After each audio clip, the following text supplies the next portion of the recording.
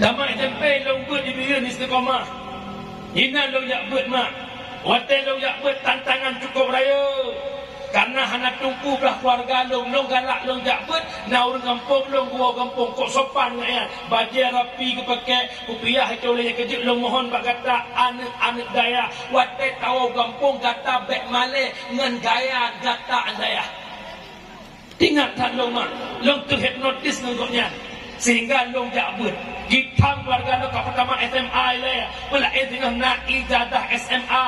Ada leh kabut kamu kahwin. Hana pak kerja. Jit katok ijazah SMA kalamar kerja pak yang jit.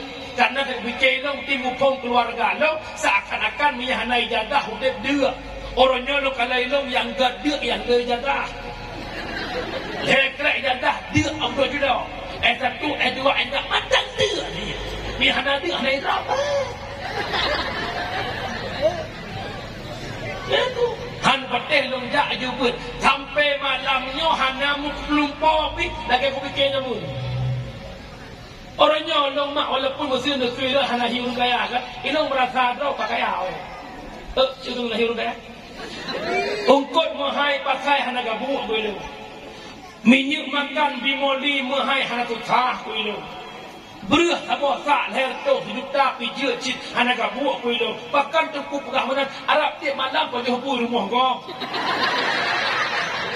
taknya nampak nak pada hubu malam tengah higumpang